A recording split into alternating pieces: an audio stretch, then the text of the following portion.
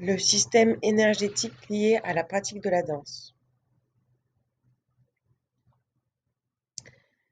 Chapitre 1. La relation du temps avec l'espace.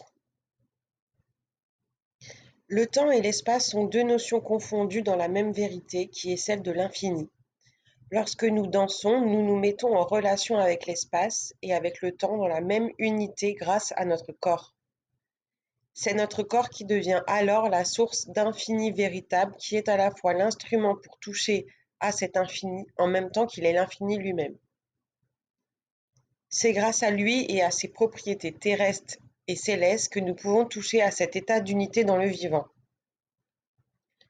Pour accéder à cet état d'unité dans notre incarnation terrestre, il va falloir prendre appui sur ses ressentis et oublier toutes les règles et techniques établies ou apprises dans le passé. Aucune technique ne vaut celle ressentie au plus profond de nous-mêmes qui répond à l'exigence du divin de sa propre filiation avec le cosmos. C'est en déplaçant son corps dans l'espace qu'une certaine forme d'unité va apparaître. A contrario, le mouvement crée l'unité, alors que l'immobilité peut-elle nous faire vaciller dans un état de tourment. La danse utilise ce pouvoir du mouvement libre et conscient pour toucher à cet état d'unité. Pour comprendre, il suffit de regarder les planètes qui, dans un état de mouvement circulaire, paraissent figées. Ce sont leurs rotations qui nous les rendent immobiles et unitaires.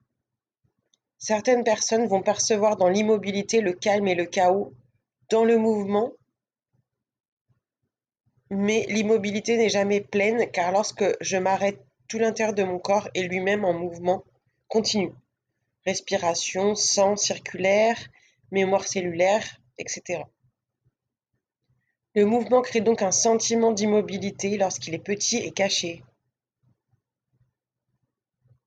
Pour faire cette expérimentation d'unité entre l'espace et le temps, chacun doit trouver son propre centre intérieur. L'exercice de l'axe ci-dessous vous permettra d'entrer en contact avec lui.